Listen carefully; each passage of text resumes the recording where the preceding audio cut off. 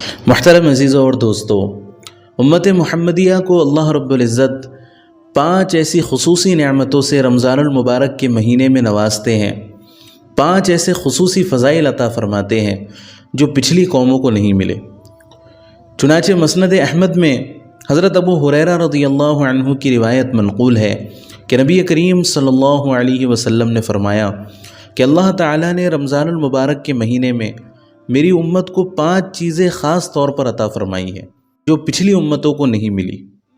سب سے پہلی چیز یہ کہ اس امت کے روزے داروں کے منہ کی بدبو اللہ رب العزت کے نزدیک مشک سے زیادہ پسندیدہ ہوتی ہے، مشک سے زیادہ قیمتی ہوتی ہے۔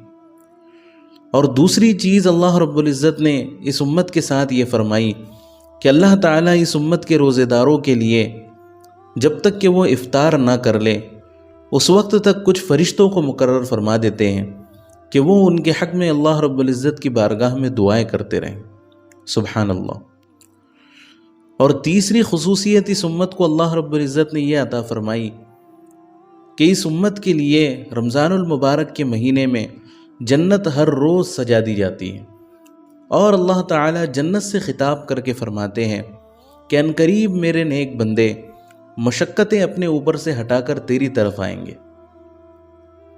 اور چوتھا انعام اس امت کو یہ ملتا ہے کہ اللہ تعالیٰ اس امت کی سہولت کے لیے، اس امت کی آسانی کے لیے رمضان المبارک کے مہینے میں سرکش شیاطین کو قید فرما دیتے ہیں تاکہ اس امت کے لیے گناہوں سے بچنا آسان ہو سکے۔ اور 5ویں چیز جو اللہ رب العزت کی طرف سے ملتی ہے وہ سب سے بڑی چیز ہے، اور وہی ساری عبادتوں کا مقصود ہے کہ اللہ رب العزت اس مہینے میں اس امت کے روزے داروں کی مغفرت فرما دیتے ہیں۔ صحابہ اکرام رضی اللہ عنہم نے عرض کیا کہ یا رسول اللہ صلی اللہ علیہ وسلم، کیا یہ شب قدر ہے؟ نبی صلی اللہ علیہ وسلم نے ارشاد فرمایا نہیں، بلکہ ضابطہ یہ ہے کہ مزدور کو مزدوری ختم ہونے پر اس کی اجرت دی جاتی ہے، یعنی یہ شب قدر کے متعلق نہیں ہے، بلکہ جیسے ہی رمضان المبارک کا مقدس مہینہ ختم ہوتا ہے تو اللہ رب العزت اس امت کے روزے داروں کی مغفرت فرما دیتے ہیں۔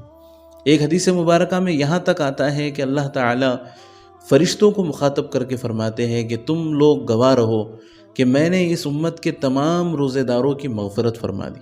سبحان اللہ۔ محترم عزیزو، اتنی خصوصی نعمتیں اللہ رب العزت نے ہم سب کو عطا فرمائی ہے۔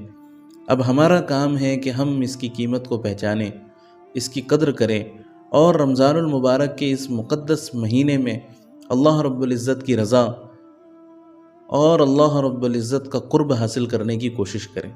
اللہ تعالیٰ سے دعا ہے کہ اللہ تعالیٰ اس مہینے کو ہمارے لیے خیر و برکت کا ذریعہ بنائیں، زندگی کی تبدیلی کا ذریعہ بنائیں، اور آخرت کی نجات کا ذریعہ بنائیں۔